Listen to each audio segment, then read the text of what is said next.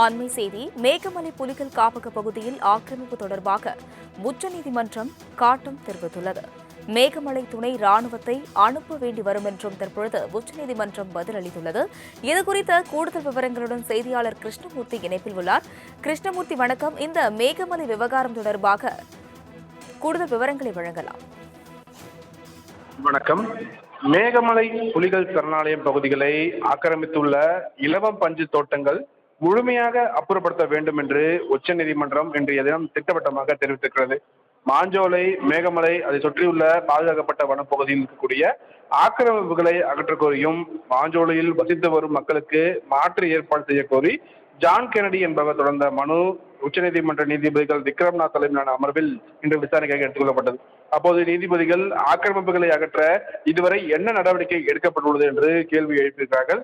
அதற்கு தமிழக அரசின் சமூக நீதி அமைச்சகம் தரப்பில் ஆஜரான வழக்கறிஞர் ஜெய்தீப் குப்தா, மேகமலை புலிகள் சரணாலய வனப்பகுதியில் 4600 மேற்பட்ட குடும்பங்கள் வசித்து வருவதாகவும் அங்கு பல ஏக்கர் நிலங்களில் இலவம் பஞ்சு பயிரிடப்பட்டுள்ளதாக தெரிவித்திருக்கிறார்.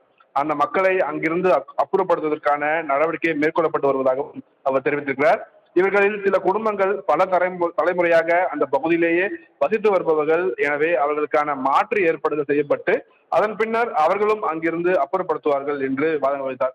பழங்குடியினர் அல்லாமல் 100 ஆண்டுகளுக்கு மேலாக அங்கு வசித்து வருபவர்களுக்கு சில தளர்வுகள் தேவைப்படுகிறது. அதனை கருத்தில் கொள்ள வேண்டும் என்று நீதிபதிகள் தரப்பில் கோரிக்கையானது வைக்கப்பட்டது.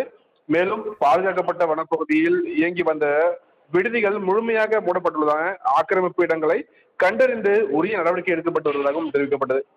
ஆக்கிரமிப்புகளை அகற்றுவதற்கான உச்சநீதிமன்ற உத்தரவை முழுமையாக செயல்படுத்த காலம் தேவைப்படுகிறது. எனவே அதற்காக 3 மாத கால அவகாசம் வழங்க வேண்டும் என்ற ஒரு கோரிக்கையும் அவர்கள் தரப்பில் முன்வைக்கப்பட்டது.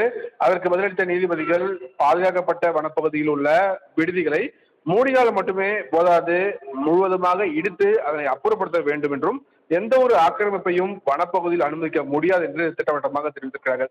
அதே போல் இலவம் பஞ்சு பயிரிடப்பட்டுள்ள அந்த நிலங்கள் முழுமையாக கையகப்படுத்தப்பட வேண்டும். அதில் உள்ள ஆக்கிரமிப்புகள் முழுமையாக அகற்றப்பட்டு இலவம் பஞ்சு தோட்டங்கள் முழுமையாக அகற்றப்பட வேண்டும் என்றும் நீதிபதிகள் திட்டவட்டமாக தெரிவித்திருக்கிறார்கள். ஏனெனில் இலவம் பஞ்சு தோட்டங்களில் பணிபுரிவதற்காக வேலையாட்களை குடியமர்த்தும் நடவடிக்கையில் இருந்து தான் ஆக்கிரமிப்பு என்பது தொடங்குவதாகவும், எனவே இந்த விஷயத்தில் எந்த ஒரு சலுகையும் காட்டக்கூடாது. பாதுகாக்கப்பட்ட வனப்பகுதி புலிகள் சரணாலய பகுதியில் இருக்கக்கூடிய இந்த தோட்டங்கள் முழுவதுமாக அப்புறப்படுத்தப்பட வேண்டும் என்றும் இதில் எந்த ஒரு மாற்றமும் இருக்கக்கூடாது என்றும் உச்சநீதிமன்ற நீதிபதிகள் தெரிவித்திருக்கிறார்கள். அதே போல் ரிசர்வ் வனப்பகுதியில் எந்த காரணம் கொண்டும் எவருக்கும் நிலத்துக்கான பட்டாக்களை வழங்கக்கூடாது எனவும் நீதிபதிகள் தெரிவித்திருக்கிறார்கள். மேலும் ஆக்கிரமிப்புகளை கட்டுப்படுத்த முடியவில்லை என்றால் துணை ராணுவ படையை பாதுகாப்புக்கு அனுப்ப வேண்டிய சூழல் வரும் என்றும் நீதிபதிகள் எச்சரித்திருக்கிறார்கள்.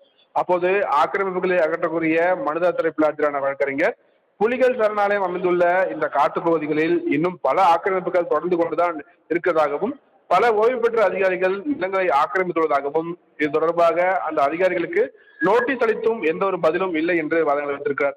ஆக்கிரமித்துள்ள நிலங்கள் தொடர்பாக ஓய்வு பெற்ற அதிகாரிகளுக்கு அனுப்பப்பட்ட அந்த நோட்டீஸ் திரும்ப வந்துள்ளதாகவும் அவர் சுட்டிக்காட்டியிருக்கிறார். இதைத் தொடர்ந்து நீதிபதிகள் மேகமலை புலிகள் சரணாலயம் மற்றும் பாதுகாக்கப்பட்ட வனப்பகுதிகளில் இருக்கக்கூடிய ஆக்கிரமிப்புகளை முழுமையாக அகற்ற வேண்டும். இலவச பஞ்சு தோட்டங்கள் முழுமையாக அப்புறப்படுத்தப்பட்டு இருக்க வேண்டும். ஏனெனில் ஆக்கிரமிப்புகளை மிக முக்கிய காரணமாகவே அந்தந்த தோட்ட உரிமையாளர்கள் தான் என்று திட்டவட்டமாக மீண்டும் தெரிவித்தார்கள். நிலங்களை ஆக்கிரமித்துள்ள யாராக இருந்தாலும் சரி, அவர்களின் கட்டிடங்களுக்கான மின்சாரம், நீர் இணைப்பு உள்ளிட்டவை துண்டியுங்கள் என்றும் நீதிபதிகள் அறிவித்திருக்கிறார்கள். இதையடுத்து மேகமலை புலிகள் சரணாலயம் மற்றும் அதை சுற்றிக்கக்கூடிய பாதுகாக்கப்பட்ட வனப்பகுதியில் உள்ள ஆக்கிரமிப்புகளை அகற்றும் நடவடிக்கை தொடர்பாக நிலை அறிக்கையை 2 வார காலத்தில் நீதிமன்றத்தில் தமிழக அரசு தாக்கல் செய்ய வேண்டும் என உத்தரவிட்டு வழக்கின் விசாரணையை செப்டம்பர் 8ஆம் தேதிக்கு தள்ளி வைத்திருக்கிறார்கள். விவரங்களுக்கு நன்றி கிருஷ்ணமூர்த்தி.